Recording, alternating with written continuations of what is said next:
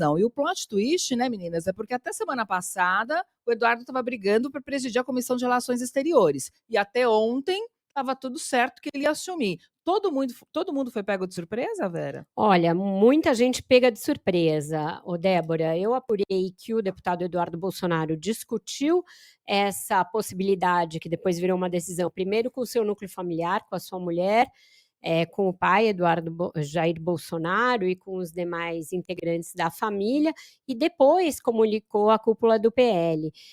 Havia aí uma dúvida por parte, inclusive, de investigadores dos atos golpistas, de se isso teria partido do presidente do PL, Valdemar Costa Neto, dizer a ele, olha, não vai dar para você ocupar a presidência da Comissão de Relações Exteriores, mas a cúpula do PL nega que tenha feito esse aviso a ele, que tenha vedado a sua participação na presidência da comissão. O deputado Hugo Mota, ainda na noite de domingo, deixou claro, inclusive para o PT, que ele não ia fazer nada para barrar o Eduardo Bolsonaro na CREDEM, que é a sigla pela qual a comissão é conhecida, e que, inclusive, anunciaria hoje, terça-feira, que estava decidida essa polêmica e que ele seria empossado na presidência da comissão amanhã, mesmo dia em que o Congresso realiza um ato pela volta da democracia ali nos anos 1980. Então, ia ser tudo junto e misturado, e houve esse plot twist, como a Débora falou, com o anúncio dele de que ele usou até uma palavra forte, né, abdicando temporariamente do seu mandato de deputado federal, ele que foi o segundo deputado mais votado aqui de São Paulo, atrás apenas do Guilherme Boulos, né? Agora, Vera, até no post que você fez no seu blog, você traz várias impressões a respeito e, digamos assim, a corrente majoritária acredita que ele realmente ficou com receio de perder o passaporte, ter o passaporte confiscado e optou por sair do país. Como é que você acha que isso repercute junto ao eleitorado bolsonarista? Se consolida esse discurso de perseguição e gera empatia? Ou pode soar como uma certa covardia, lembrando que tem gente presa, né, cumprindo penas altíssimas por causa da invasão de patrimônio público, enfim, em Brasília, no 8 de janeiro.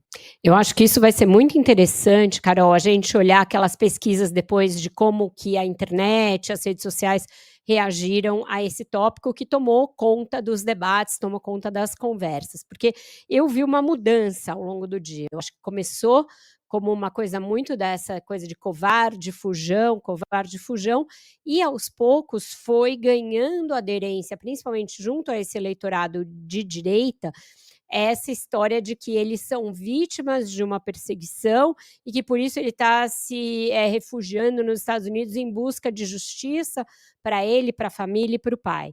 Então isso começou a colar nesse eleitorado mais bolsonarista. Mas ainda assim, eu acho que vai sobrar um certo, né, rescaldo ali de quem vê nessa atitude uma fuga. Lá atrás, vamos lembrar, o Bolsonaro não passou o cargo para o Lula, viajou para os Estados Unidos, foi para Miami, e isso ficou uma coisa bastante estranha. Depois que vieram à tona todas as ações para tentar um golpe antes mesmo da posse, ficou presente uma impressão de que ele tinha programado sair como uma espécie de um retiro, uma fuga, e voltar caso alguma dessas tentativas de golpe desse certo. Então, eu acho que para uma parcela desses eleitores é um repeteco disso. Olha, quando o bicho pega, a família vaza, cai fora, vai se refugiar e cuidar dos seus próprios interesses. Agora, Vera, e com relação à percepção de que poderia ser a preparação de uma fuga ou de pedido de asilo político para Jair Bolsonaro em caso de condenação?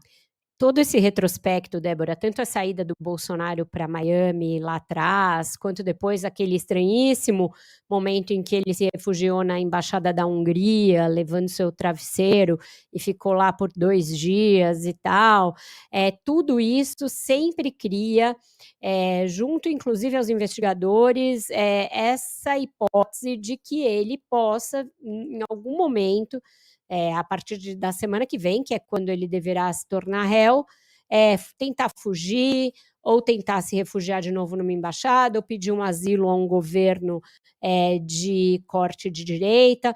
E hoje eu ouvi de fontes muito ligadas à investigação, diretamente ligadas, que seria isso, o Eduardo Bolsonaro indo para lá para preparar o terreno, inclusive em termos de narrativa, de discurso e de amplificar esse discurso de que existe uma perseguição em curso no Brasil, para que o Jair Bolsonaro tente alguma dessas coisas.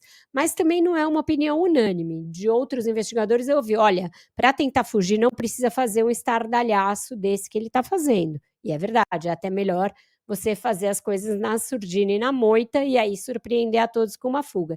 A gente já viu muita coisa espalhafatosa, estapafúrdia e meio sem nexo vinda do bolsonarismo, né? Criar esses fatos, apostar numa certa distopia faz parte do script bolsonarista para manter os corações e mentes ali muito mobilizados. Então, eu acho que todo mundo está preparado para qualquer um desses cenários, tendo em vista que o protagonista das coisas é o Jair Bolsonaro e são os seus filhos, que são muito influenciados por ele.